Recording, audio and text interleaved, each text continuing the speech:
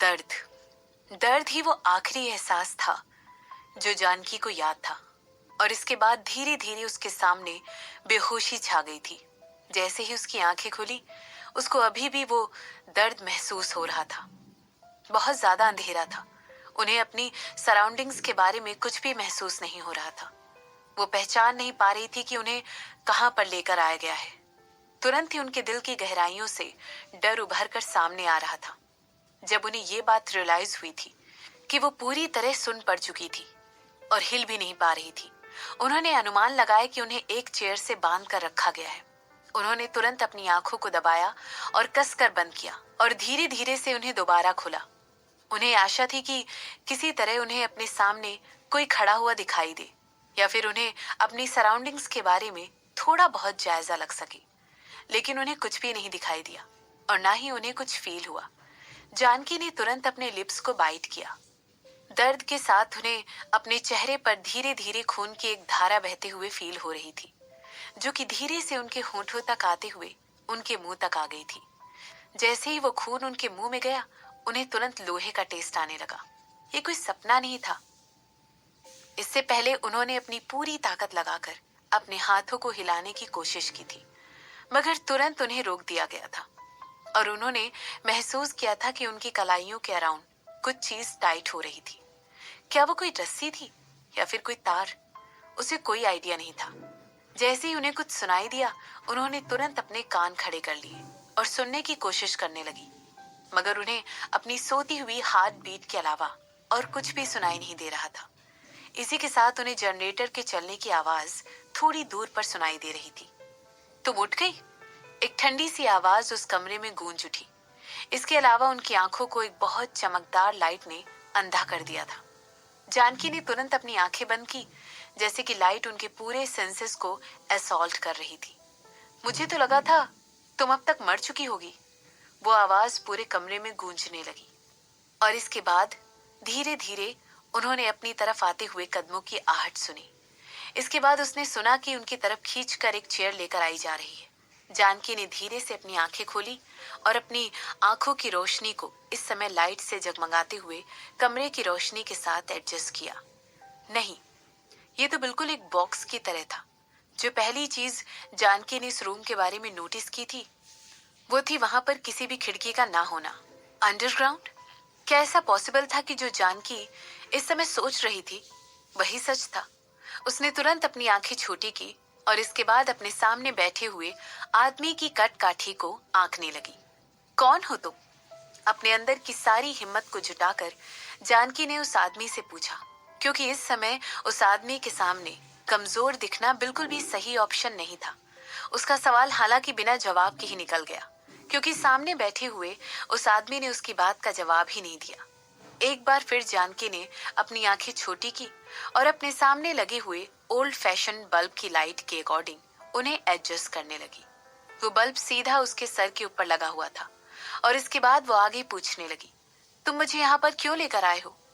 एक बार फिर उस आदमी ने जानकी की बात का कोई जवाब नहीं दिया, लेकिन अब जानकी उस आदमी के फीचर्स साफ साफ देख सकती थी। उस आदमी ने इस समय ब्लैक कलर की कार्गो पैंट पहनी हुई थी और उसी के साथ कॉम्बैट्स पहने हुए थे। उस आदमी ने एक ब्लैक कलर की शर्ट पहनी हुई थी, जो कि इतनी ज्यादा फिटिंग की थी कि उसकी पतली और मस्कुलर बॉडी साफ साफ दिखाई दे रही थी। उस आदमी की स्किन थोड़ी सी दबे हुए रंग की थी, मगर उसके लुक्स इतने अच्छे थे कि उसे आसानी से कहीं पर भी मॉडलिंग की जॉब मिल जाती और वो किसी भी बड़े पोस्टर पर आ सकता था।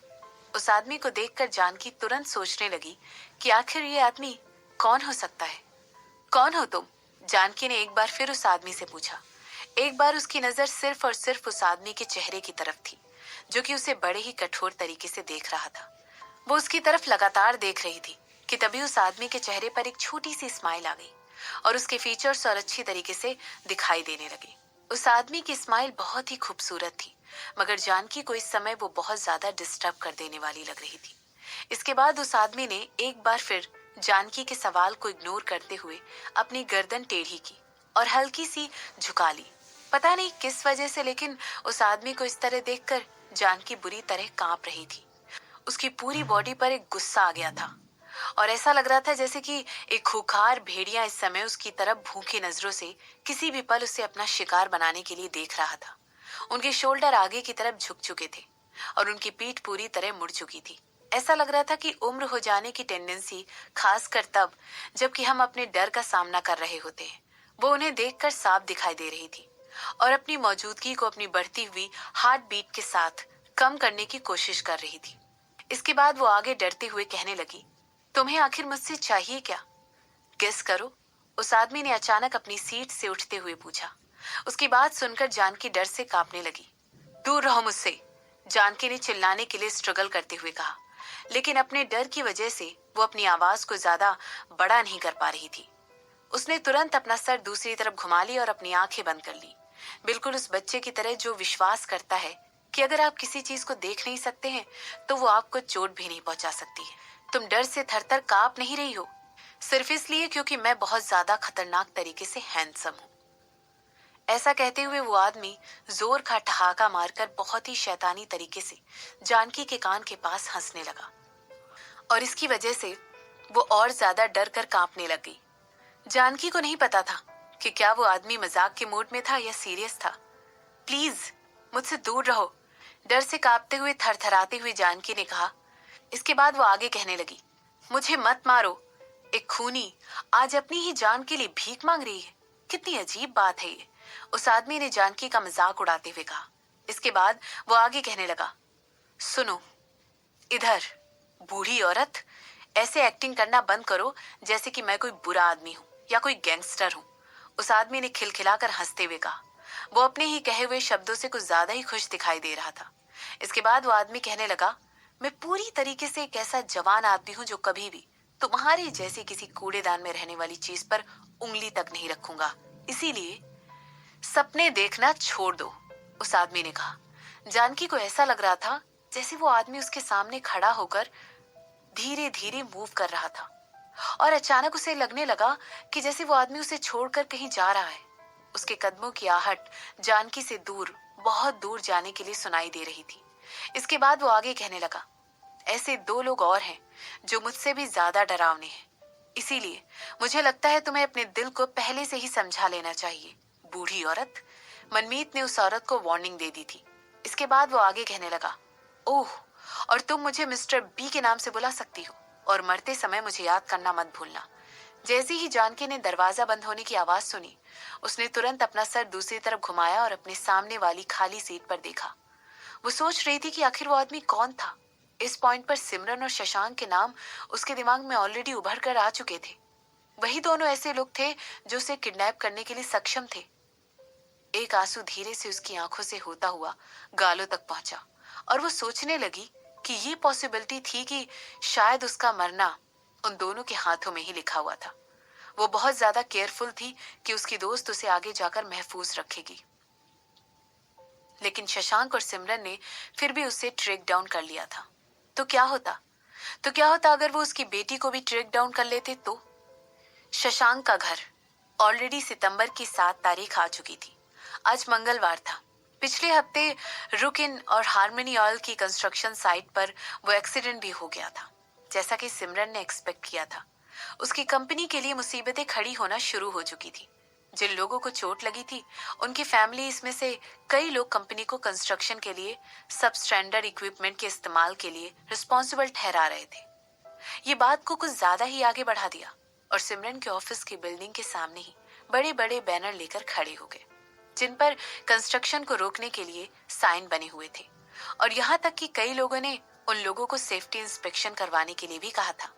एक्चुअली सिमरन को इस बात से जरा सा भी एतराज नहीं था।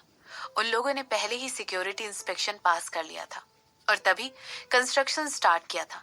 इसके अलावा जिस कंपनी को हार्मनी ऑयल का कंस्ट्रक्शन करने की जिम्मेदारी दी गई थी, वो भी गिल ग्रुप ऑफ इंडस्ट्रीज की एक सब्सिडरी थी। तो इस बात का तो यही मतलब होता है कि अपना ही एक और मॉल बनाने के लिए वो लोग ऐसे मटेरियल और इक्विपमेंट का इस्तेमाल करते जो कि बाकी की लोकल कंस्ट्रक्शन कंपनीज के पास नहीं था। और इस मॉल की क्वालिटी बहुत ही हाई होने वाली थी। गिल ग्रुप ऑफ इंडस्ट्रीज के कंस्ट्रक्शन कंपनी बहुत सालों से मार्केट में जमे हुए थे। यहाँ तक कि उन लोगों ने जिन भी सर्टिफिकेट की जरूरत थी और जिन एक्सपोर्ट इंजीनियर की जरूरत थी, उन्हें भी साइड पर लाकर खड़ा किया हुआ था। तो फिर वो लोग एक इक्विपमेंट के टूट जाने का इंतजार क्यों करते और इतनी बड़ी गलती को कैसे मिस कर देते? उन लोगों से इतनी भारी गलती हो ही नहीं सकती थी। इस इशू की वजह से सिमरन जानकी से मिल भी नहीं पा रही थी, जिसे ऑलरेडी मनमीत और उसके आदमियों ने अपने कब्जे में करके रखा हुआ था। वो वाकई में चाहती थी कि उसे उस औरत को देखने के लिए कुछ समय मिल पाए। हालांकि सिमरन ने डिसाइड किया कि वो इस मीटिंग को पोस्टपोन कर देगी, क्योंकि इस समय उसकी प्रायोरिटी पैसा बनाना है। वो एक बिजनेस टाइकून है और उसकी भी कुछ जिम्मेदारियां हैं।